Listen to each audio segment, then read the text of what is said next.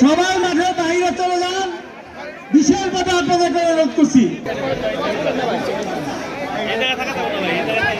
দিয়েছেন সবাই স্টেজে উঠবেন না, এটা আমাদের কাছে খুব দৃষ্টিগোচর হয়।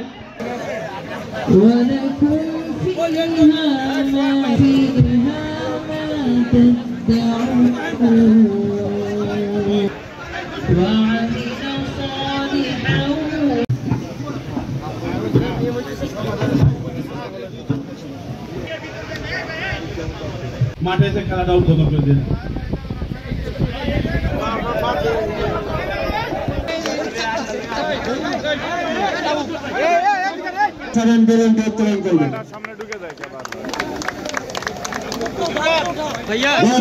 স্বাগত জানাই সবাই।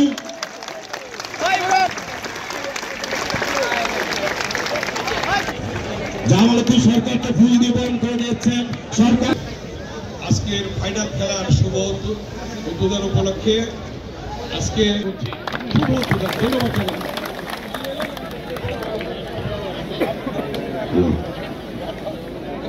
এখন খেলা উদ্বোধন করবেন আমাদের প্রাণপ্রিয় নেতা আলহাজ রাকিব ভাইরাল নাতি। সে ফুটবল বাড়িয়ে দিয়েছেন, শুরুতেই কিন্তু আক্রমণের চেষ্টা, কিন্তু খান স্পোর্টিং ক্লাব শিপন বাড়িয়ে দিয়েছেন, বা প্রান্ত দিয়ে আটাকের চেষ্টা, বল কিন্তু নিয়ন্ত্রণে খান স্পোর্টিং ক্লাব। 10 নম্বর জার্সি পরিণত খেলোয়াড় দেওয়ার তিনি বাড়িয়ে দিয়েছেন, প্রাইজ দিয়েছেন লিমন, রিসিভ করেছেন নিয়ন্ত্রণে, কিন্তু বল আক্রমণের সম্ভাবনা, রাতুল বাড়িয়ে দিয়েছিল। 17 নম্বর জার্সি আক্রমণে আলাদা প্রাইজ।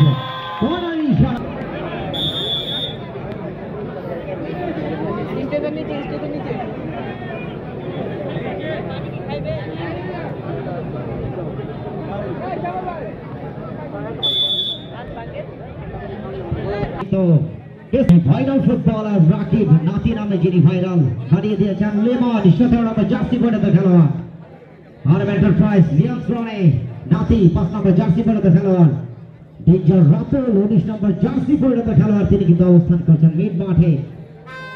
ধরন পাস সেই রাতুল। 19 নম্বর জার্সি পরিণত খেলোয়াড় নিয়ন্ত্রণে কিন্তু আরব এন্টারপ্রাইজ। দর্শক আপনাদেরকে জানিয়ে দেই, ভুলে গেলে কিন্তু চলবে না। উত্তেজনার হাই ভোল্টেজ ম্যাচে দূরপাল্লা থেকে শট কিন্তু নিয়েছিল খান স্পোর্টিং ক্লাবের ক্যাপ্টেন কুল নাজমুল। নিয়ন্ত্রণে 17 নম্বর জার্সি লিমন, চেষ্টা কিন্তু চালিয়ে যাচ্ছেন, ব্যাক পাস করেছেন নাতি। 5 নম্বর জার্সি পরিণত খেলোয়াড় ফাউলে স্পোর্টিং ক্লাব খেলোয়াড়। 10 নম্বর জার্সি পরিণত খেলোয়াড় বাড়িয়ে দিয়েছেন, ডান প্রান্ত দিয়ে আটাকের চেষ্টা, সাইড আউট।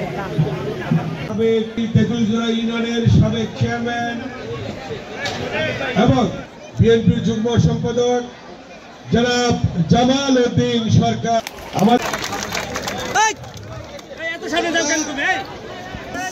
আজকের অনুষ্ঠানের অতিথি আলহাজ আমানুল্লাহ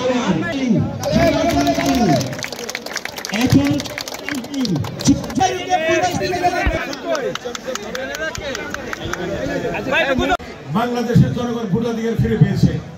বাংলাদেশের জনগণ আজকে ভোট দেওয়ার জন্য অপেক্ষা করছে। ঠিক এমনি সময় যখন বাংলাদেশ গণতন্ত্রের দিকে ধাবিত হচ্ছে, ঠিক সেই সময়ে ষড়যন্ত্রকারীরা, চক্রান্তকারীরা, ফ্যাসিস্টদের যে প্রেতাত্মা, তারা আজকে নাশকতার আশ্রয় নিচ্ছে। বিভিন্ন জায়গায় নাশকতা সৃষ্টি করার চেষ্টা করছে, বিভিন্ন জায়গায় আগুন দিচ্ছে, এবং এটা তাদের নাশকতার পরিকল্পনা।